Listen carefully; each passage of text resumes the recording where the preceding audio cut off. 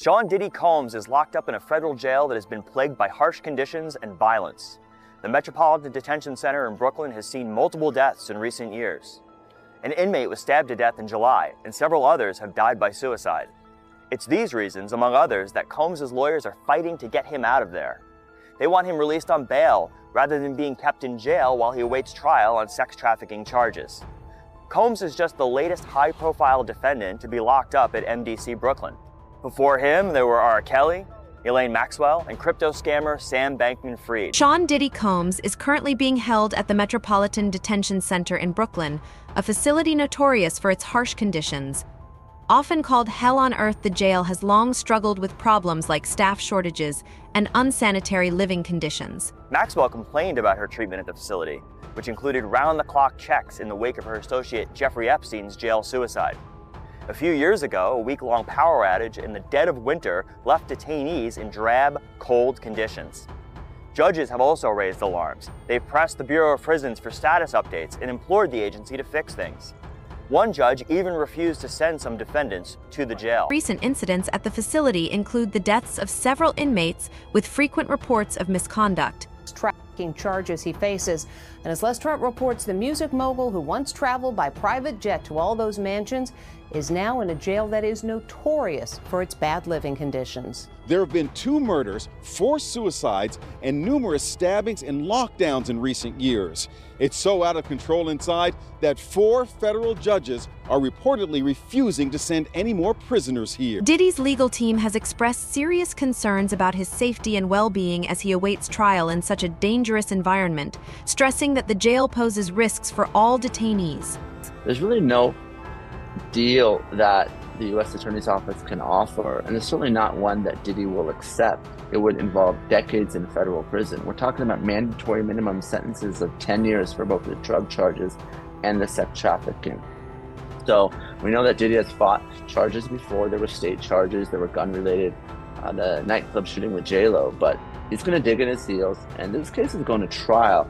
So if you're prosecutors, you really want to make sure that your evidence is bulletproof before you go down that route. Despite his legal team's attempts to have him placed under house arrest in his $48 million Miami mansion, a judge has denied Diddy's bail once again.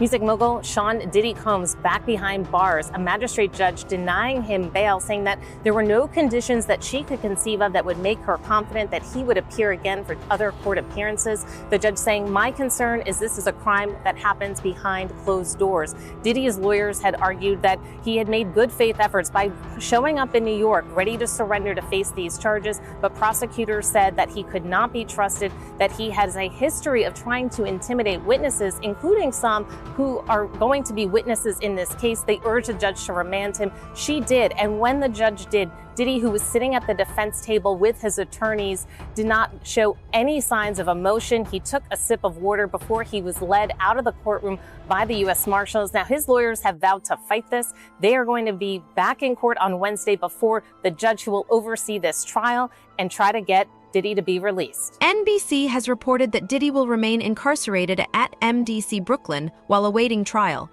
His legal troubles, including allegations of misconduct and trafficking, have garnered significant media attention, and his extended detention places added pressure on his defense team to clear his name. Staying in jail could greatly affect Diddy's defense strategy and damage his public image. Sean Diddy Combs back in a New York City courtroom, we believe right about now, as he tries to appeal a judge's ruling, which denied him bail and sent him to jail as he awaits trial in the explosive sex trafficking and racketeering case against him. Prosecutors describe a large criminal ring orchestrated by Combs to sexually abuse dozens of women, drugging them, beating them, and recording sexual acts for at least 15 years. The move from the judge to hold the musician mogul in jail before his trial comes as prosecutors argue Combs, his massive wealth, makes him a flight risk. It is a stunning fall from the height of pop culture. Combs, however, is pleading not guilty and has denied any wrongdoing. Let's bring in NBC's Chloe Malas for more. And Chloe, there are no phones, no electronics allowed on court. We actually have breaking news. We have some breaking news right now. According to NBC News, just moments ago, I'm reading off my phone right now, Sean Diddy Combs will not be released. And this is per the district attorney's office. Now, Sean Diddy Combs sits behind bars until this potentially goes to trial. Why do I say potentially? Even though his attorney, Mark Agnifilo, spoke to CNN last night and said that it is very unlikely that he would accept any sort of a plea deal. And we don't even know if a plea deal would even be on the table with these very extreme criminal charges of racketeering, transportation when it comes to prostitution and sex trafficking. These include allegations of misconduct and involvement in trafficking. Today I'm announcing the unsealing of a 3-count indictment, charging Sean Combs with racketeering conspiracy, sex trafficking, interstate transportation for prostitution. The indictment alleges that between at least 2008 and the present, Combs abused, threatened, and coerced victims to fulfill his sexual desires, protect his reputation, and conceal his conduct.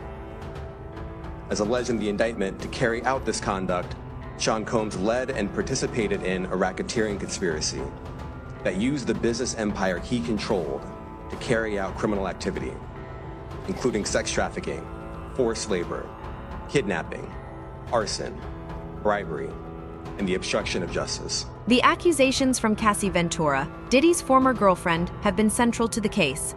Cassie's claims detail disturbing instances of abuse, and a leaked video of an altercation between her and Diddy stands out as one of the most significant pieces of evidence. Incident that went public, this is an obvious reference to the Cassie video where he was dragging and beating her really in an open sort of area, not in a hotel room, but rather in the hallway near the elevator. That never went public until recently.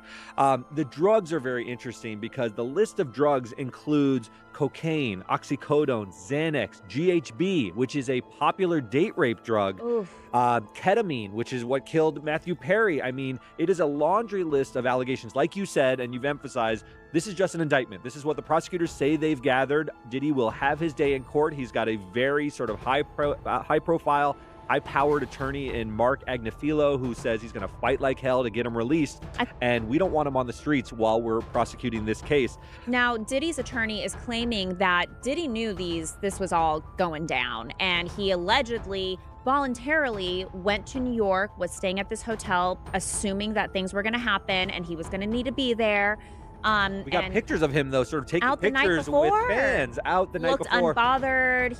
He looked like he wasn't worried about anything going down. But yeah, it'll be really interesting to see what happens. Yeah, this is just the beginning. The indictment is the start of all this. You'll see evidence come out. It'll be interesting to see whether he takes a plea. They're not signaling that he's going to cop to any of this, though. At least his lawyer initially is saying he's going to fight these charges. Fight the attempt to hold him without bail. So this is really a huge day. The walls have been caving in for a long period of time, but civil suits are one thing. When you're in the crosshairs of federal prosecutors, it gets much more serious. He's facing decades behind bars if he's convicted on this. Orlando Brown, during a podcast appearance, commented on Diddy's influence in Hollywood, making a bold statement about how powerful figures like Diddy shape the careers of others. Can someone come to Hollywood and not do drugs? Yeah. And be successful? Oh, hell yeah. That's easy. It's not a requirement. Bro, the requirement is you gotta say no to Diddy. If it's new booty in the building, you know he gonna get it. Don't take your girlfriend to a Diddy party. Nigga, you can take the bitch, but he wants you. He ain't worried about that bitch. He is not worried about that bitch at all. Okay, he ain't. Former prosecutor Matt Murphy highlighted the disturbing nature of Diddy's alleged practice of recording private encounters without consent. You know, that's one of the things about sex offenders that it's always mind-boggling, but they love to record it. And it is, you know, when they served the search warrant on his home in Los Angeles, remember that? And the Bearcat trucks went in, and they were seen leaving with computers, and everybody in law enforcement at that point saw those videos and said they're going to do a complete forensic workup. And the FBI is actually the best in the world at getting into electronic devices and figuring out how to get past, you know, passwords and all that sort of thing. And the timing of this is interesting. I think that it appears to be a very methodical careful investigation. Journalist Megyn Kelly and former prosecutor Matt Murphy recently discussed Diddy's legal troubles, exploring the implications of the accusations and the evidence that has been presented so far. P. Diddy has been indicted.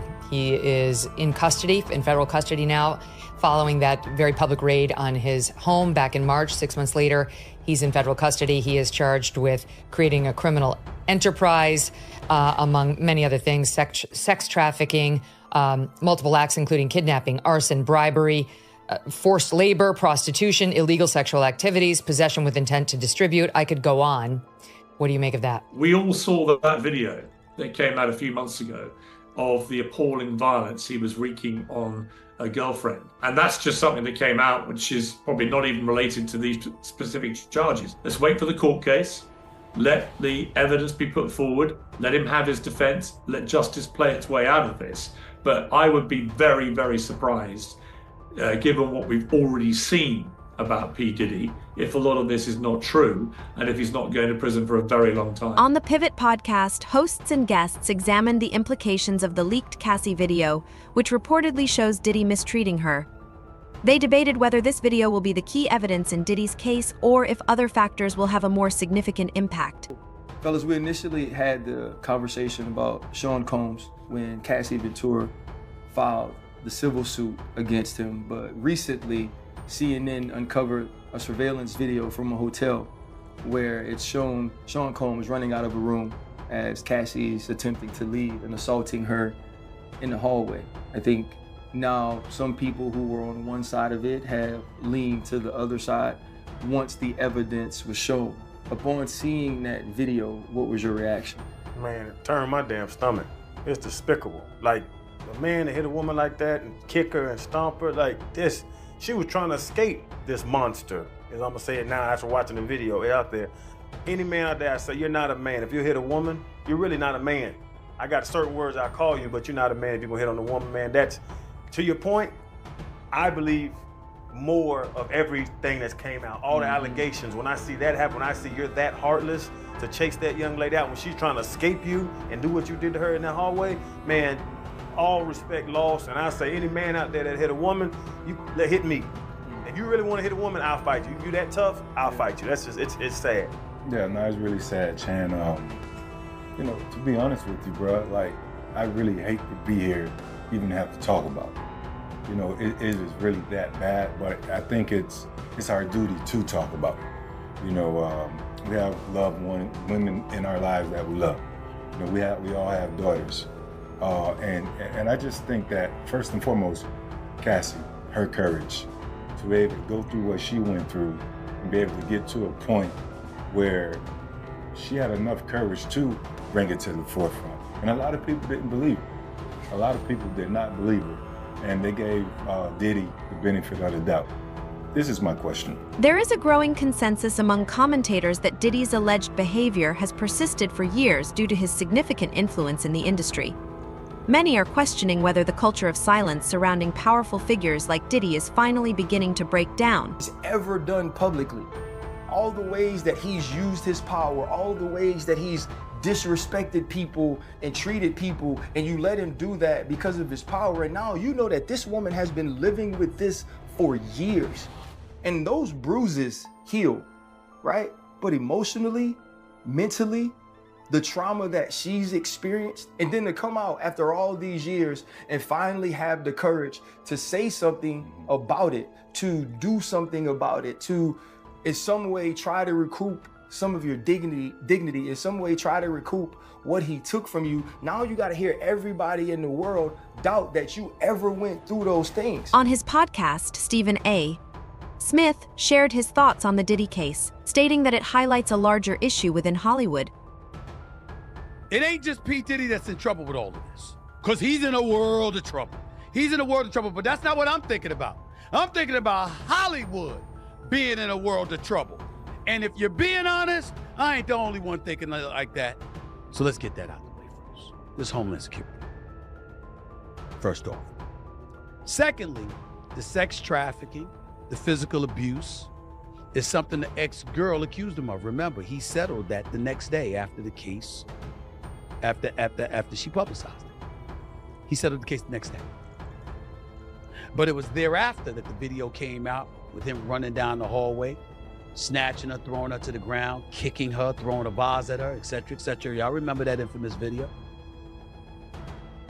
He came on and he apologized and he acknowledged that he was in a real bad, effed up place. That's what he said. About too many people. That's what Suge Knight alluded to when he was talking about P. Diddy. And as we sit here today, who the hell can deny that potential reality? Do we know? No. We don't know. But what we do know is that these are federal charges. What we do know is that his attorney has been on the record saying that he flew to New York as recently as a couple of weeks ago because they knew this was coming down the pike. And he wanted to show compliance and that he wasn't running from anything. And he's expected to plead not guilty. His comments suggest that Diddy's case is not an isolated incident, but part of a broader systemic problem within the industry. Whose name is attached to P. Diddy? And you don't know where the dominoes are gonna fall.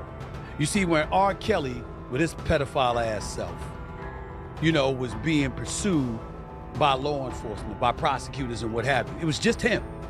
It was just him. There might have been some people who knew or thought or heard or whatever the case may be, but they wanted him, okay? They wanted him. When you look at P. Diddy, it almost seems clear. It's not just him thereafter. These are RICO charges. It's an indictment, it's Homeland Security, iPads and phones and surveillance videos and stuff like that. Confiscated. They did that in May. You're talking about months later, and here they come with this indictment, and they're trying to make it so today, as we're taping this show, if prosecutors have their druthers, they're trying to make today his last day of freedom in his life. That's what they're trying to do. They want him behind bars today. Not next week, not next month, not when the trial begins, and he's found guilty by a jury of his peers in their eyes. No. They want him in jail now.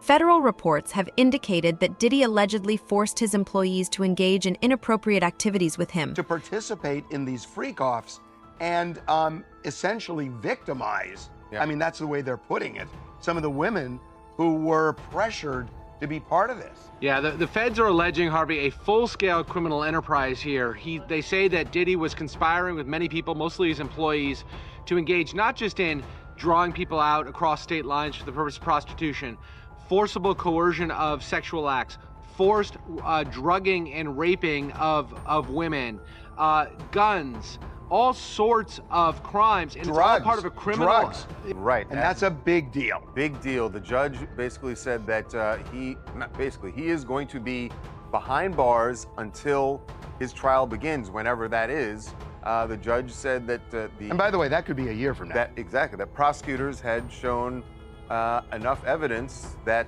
he was either a flight risk and or a danger to others and potentially witnesses as well, because the feds They say he tampered with witnesses. That he's tampered with witnesses in the past. Now, when we broke this story last night, we said the plan was for him to surrender today.